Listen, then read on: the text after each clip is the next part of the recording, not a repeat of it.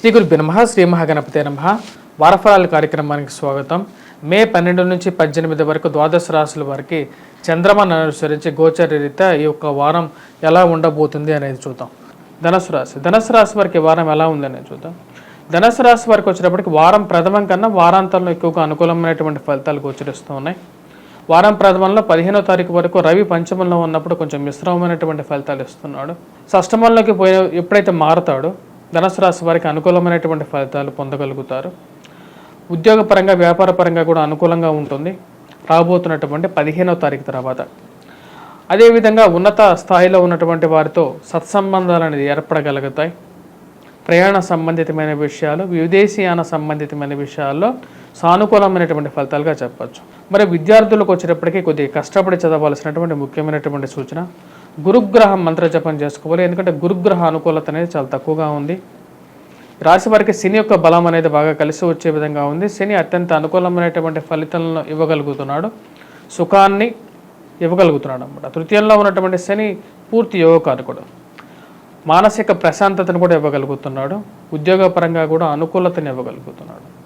కానీ ఈ రాశి వారికి వచ్చేటప్పటికి రాహుగ్రహ అనుకూలత అనేది చాలా తక్కువగా ఉంది. అదేవిధంగా చతుర్థంలో వచ్చేటప్పటికి కుజుడు కూడా ఉన్నాడు అన్నమాట. కుజుడికి శనికి ఇంచుమించు ఒకే రకమైనటువంటి ఇది ఉంటుందన్నమాట. అంటే చతుర్థంలో ఉన్నటువంటి కుజుడు కూడా అర్ధాష్టమ శని ప్రభావాన్ని ఇస్తాడని చెప్పి శాస్త్రం చెప్పబడింది. సో ఈ యొక్క వారం చెప్పాలంటే కొద్దిగా మిశ్రమమైనటువంటి ఫలితాలు ఎక్కువగా ఉన్నాయి. ముఖ్య కారణం వచ్చేటప్పటికి కుజుడు రాహు ఇద్దరు చతుర్థంలో ఉన్నందువలన తగు జాగ్రత్తలు తీసుకోవాలి. ఉద్యోగపరంగా వ్యాపారపరంగా ఇన్వెస్ట్మెంట్స్ పరంగా తలకమ్మించి ఎవరికి షూరిటీ సంతకాలు పెట్టద్దు. ఆ విషయంలో జాగ్రత్తగా ఉండండి. ఎవరికి హామీలు కూడా ఇవ్వద్దు. ముఖ్యంగా వచ్చేటప్పటికి చతుర్థంలో ఉన్నటువంటి రాహు కుజుడు ఎప్పుడైతే కలుస్తారో ఈ యొక్క ప్రభావాన్ని చూపిస్తారు. మోసపూరితమైనటువంటి మాటలు, దొంగ స్వామీజీలను నమ్మటం, దొంగ మాటలను నమ్మటం అనేది ఎక్కువగా ప్రతిబంధకంగా మారే విధంగా ఉంటుంది. కాబట్టి ఆ విషయంలో తగు జాగ్రత్తలుగా ఉండండి. రాబోతున్నటువంటి కాలం అనేది అన్నీ మంచిగా జరుగుతుంది, జీవితం అనేది బాగానే ఉంటుంది అనే ఒక నమ్మకం అనేది మీకు ఏర్పడగలుగుతుంది. ప్రయాణం అనేది జరుగుతుంది. విదేశీయాన ప్రయాణ ప్రయత్నాల్లో కొంచెం సానుకూలమైనటువంటి ఫలితాలుగానే రాగలుగుతాయి. మరియు అదేవిధంగా ఈ రాశి వారికి వచ్చేటప్పటికి ధనం అనేది సంపాదించగలుగుతారు. అదేవిధంగా ధనం అనేది ఖర్చు పెట్టగలుగుతారు.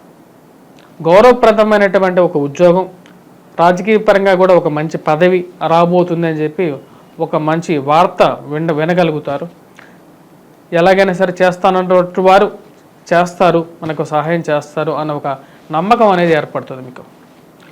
ఊరగా వచ్చినప్పటికీ ఈ వారంలో విద్యార్థులకి అనుకూలమైనటువంటి కాలంగానే చెప్పచ్చు.